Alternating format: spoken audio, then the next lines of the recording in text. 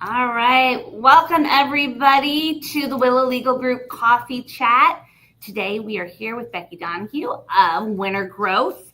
Winter Growth provides community-based care for seniors and disabled adults that supports independence, dignity, and life satisfaction.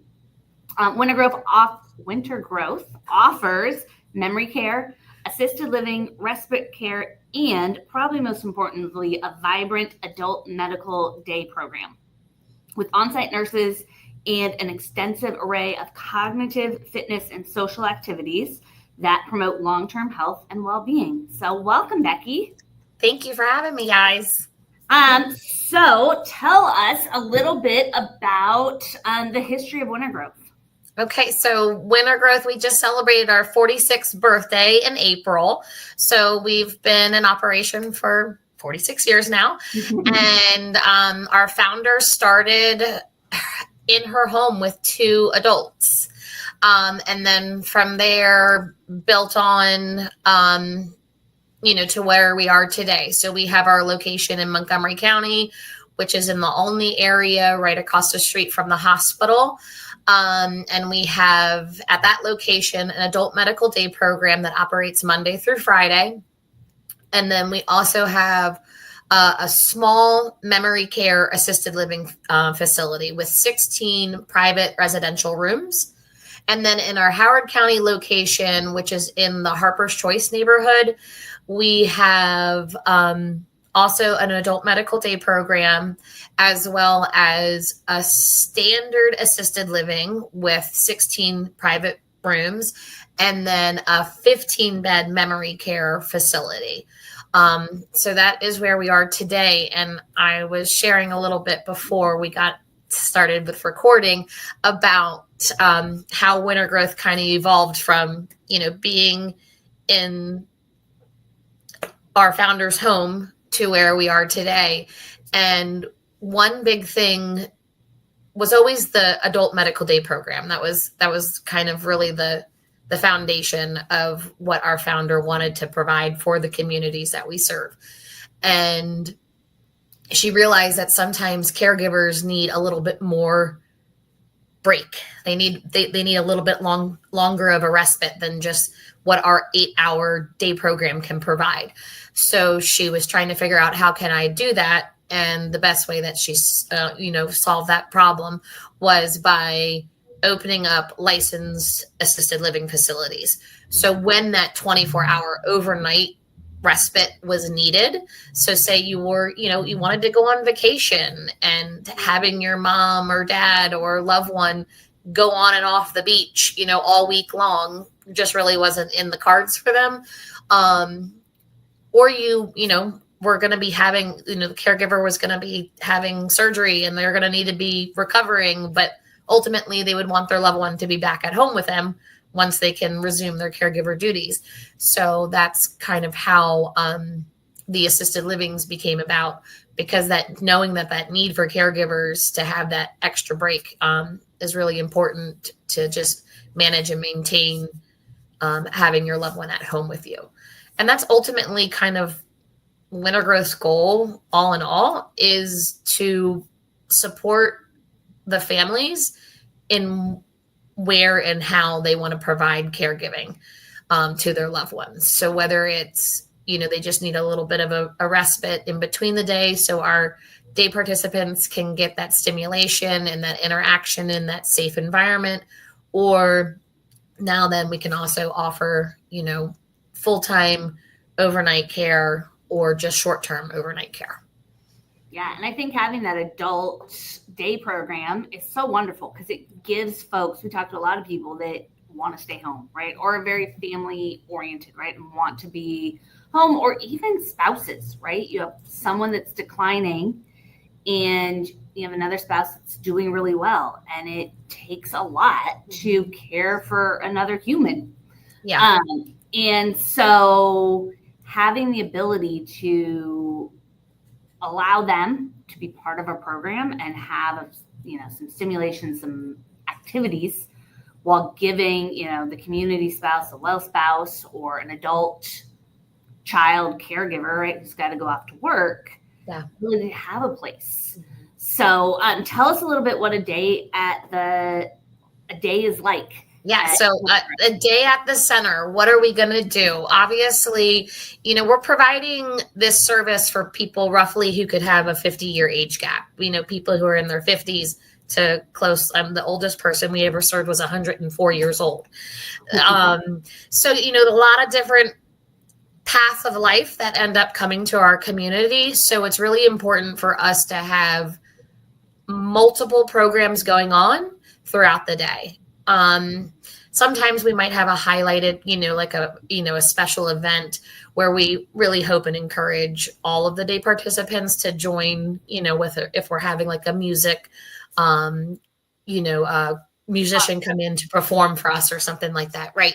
But otherwise, really our goal is to make sure that folks are engaged and we are catering to not only their functioning levels, but also their interest levels. So when you first arrive, our goal is to start everyone off with a little snack, a little bite to eat. Cause you gotta fuel for the energy. You got to get fuel up so that you can have a good amount of energy to, enjoy the program throughout the day. So after we have a light little breakfast snack, we break into a couple, I would say 2 to 4 different exercise groups. And so really that morning exercise fitness group is to really wake up your body, wake up your mind, stretch those muscles, and, again, be ready for the day. So we're going to offer that in a variety of ways. There's, definitely going to be a sit down chair fitness group going on, but then we might have another group that, is going to be going up to our bars, the parallel bars, and working out with doing squats or other types of tools that we'll use, from exercise balls to balloons to, exercise bands. Again, it just kind of depends on how we're trying to engage and keep them engaged, because the folks that are coming here to our program often have some form of memory impairment and or physical condition. So we really have to be cautious with how we provide the fitness, but also how we encourage them to do the fitness as independently as possible. So once everyone's feeling fresh and all had a good workout, we go into we have our little snack. So we have a little snack so we can rehydrate and refuel. And then we go into our main part of our program, which is where we're really going to focus on the interest levels and the functioning levels of our folks. So that's the meat of our program is that midday program. So, this is where we're going to have baking groups. It could be a wellness spa, little retreat kind of, where we're getting hand massages and we're doing manicures. It could be an arts and craft group going on. It could be a gardening group outside in our courtyards. Both locations have nice courtyards, which are all enclosed. So folks are welcome to be outside and enjoying that fresh air, throughout the day. So, it could be that. It could be working on a poetry group together, trying to write their own poetry, or coming together and collaborating on a poem about being older, being an older adult. Now that we're an older adult, but Older Americans Month right now, right? So, just trying to be creative and stimulating with offering a good range of activities is really our focus at that time of the day. And then at 1:00, we have a full, well-balanced meal. I always joke with our caregivers that, when your loved one comes to our center, you don't have to cook that big, huge dinner at night, because they're getting that really good, nutritious meal here when they're with us. So for our residents, lunch is the largest meal of the day. And so more of that traditional dinner meal is what we're going to be serving at lunchtime. And then more of kind of that lighter fare for dinner is kind of how we for our residents. But again, going back to the day program, so then after we have lunch, then we have our 2:00 encore program. So that really is hopefully going to be something that's fun and light, interactive. So often this is when we might have like a sing-along group, or we might have a group going to take a walk outside, a crossword puzzle, or working on actual puzzles and having a race, or is it two teams trying to do the same puzzle, and who's going to put the puzzle together first. So again, really just trying to be creative. And a big, huge piece for the life enrichment team is to see who's walking through the door on the given days. So folks are scheduled to attend our program. And so that on Mondays, this is the group of folks that are coming in. So, do we have a lot of retired teachers that come in on Mondays? Well, maybe that's when we should plan to have our intergenerational programs, and have some kids come in. Or, we have a lot of retired engineers on Thursdays. Well, let's try to be doing some, hands-on building STEM programs, right? So we really try to be, just really trying to stay focused on who we're serving on which given days. And so then after our encore program, 3:00 to 4:00 is when families are picking up, as well as our buses are, starting to board to bring folks home for the day. So that's kind of a day at Winter Growth. It sounds fun. Yeah, we did one of Becky's It is fun. group, and we did a project. We did one of the afternoon things. I think it was one of the afternoon things with scents and like smelling different scents and trying to guess what they were. But also Becky was talking about like the memories that come with scents and how you kind of pull that memory up. So I love the creativity that goes into the different activities, and just y'all are really thoughtful about what would serve our residents best, right? Or what would serve our program participants the best. And I think that's what, as a caregiver, right, what you're looking for. It's very much like, we're still in the world of like little people in preschools or schools, right? And you're looking for the best thing for your child, right? What's going to cater best to my child? I could see doing the same thing, right? If I'm ever in a position to take care of my mom, right? And get her to move over here. Get her to move. She would go kicking and screaming to Winter Growth. That's not uncommon. That's not uncommon for folks to goodness gracious. I've heard a similar line to, I'm not old enough for this. And the person who is saying that to me could be like in her late 80s, 90s, like, oh no, I don't hang out with old people. And so, and obviously everyone wants to be independent and make their own choices and their own decisions. And again, we recognize that sometimes, folks attending our program might not be their first choice, but it's often the best choice for their safety and also for the needs of the caregiver. So always just trying to be thoughtful of that and respectful of that is really important, where you're, yes, this is the different programs that are being offered at this given time.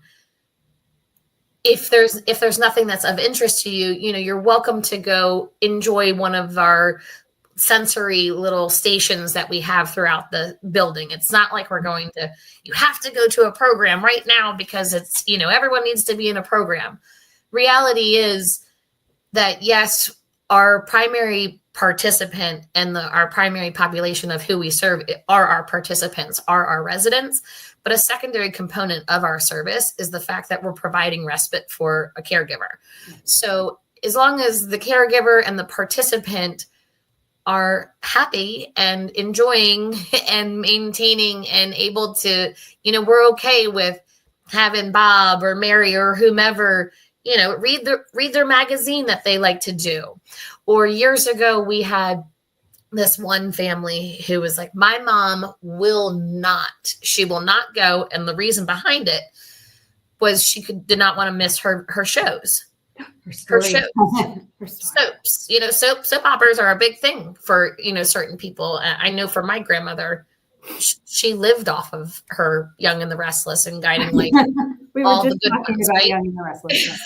But and I said, well, that's easy enough. What channel, what time? All right. We'll have your mom go back to one of our little areas. And if you're okay, yes, because our program does cost, there's a daily fee for it. Right. But if the family recognizes that, hey, I got to go to work, my mom can't stay home safe by herself safely. Her watching, and I want to say, now it's been obviously several years ago since this lady attended our program, but she went and watched her shows pretty religiously for the first few weeks, but then she was busy. She had her friends to talk to. She had her different programs that she then became, a fan of. So, so sometimes there is that transition period, like with any change or new program, but for, and again, we recognize that that's real. Change is hard. And then you have a memory impairment on top of that. Mm-hmm. So change is even more challenging for the people. So we're just, trying to be supportive and meet the people where they are. Yeah. Because each day could be different. Yeah. So what's the one piece of advice you wish more people understood when it comes to adult day medical programs or the services that Winter Growth offers? I say the main thing is that we're just trying to maintain a sense of community for the people we serve. We are trying to provide a sense of purpose for the people we serve.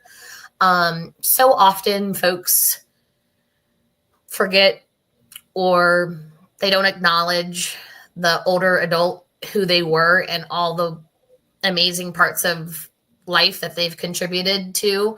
And, because unfortunately they, were diagnosed with Alzheimer's or some other type of memory impairment, or they have a physical condition that no longer allows them to live a completely independent life.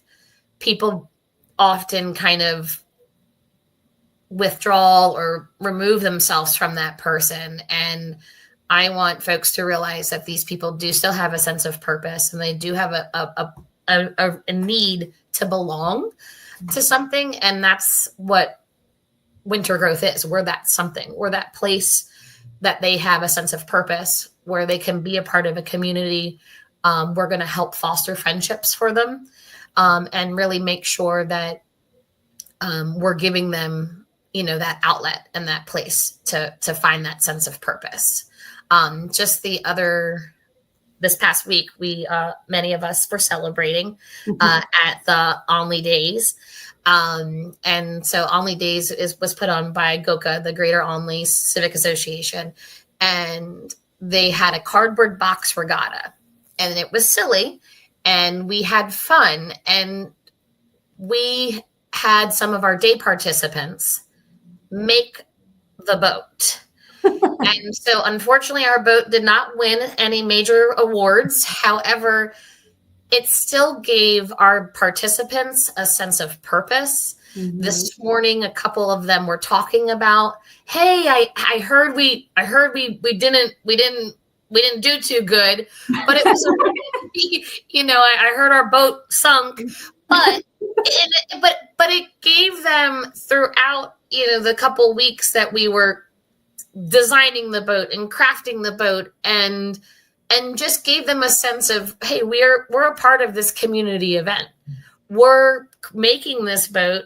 And then we had two high school volunteers captain the boat on the day of the event. But it was just things like that where, we can still be silly and still have fun and try to embrace what they can still give to us, I think is really important. And what Winter Growth really tries to do. That's awesome. I love that. So our last question is, what's one thing that you can't live without in your day-to-day life? Me personally, You. Yeah.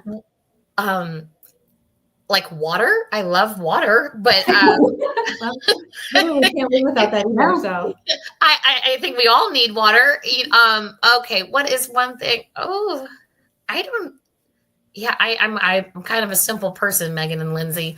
I think a couple people say like their water bottles, right? That they can't live without having their water bottle. Yeah, like I'm surprised I don't have a cup of water right next to me, but I usually do. That, and I definitely like days when there's sun. I like sunshine. I'm big on going outside at some point of the day, cold, hot, whatever. I just need some sun ray on my face to feel better. Yeah. So not today. I don't Yeah, it's a little cloudy out there today, but all right. Well, thank you so much for joining us and sharing about winter growth. This was wonderful. thank you. Thank So you for we'll having us. drop links in the comments on to get to Winter Growth's website. Check it out. They do a bunch of different things. So if you have a loved one who is looking, who needs some, you need some respite. You're doing, you're a caregiver for your loved one and you need a little bit of support. Winter Growth is a great place to reach out to and see if they can provide that support. Absolutely. Right. Thank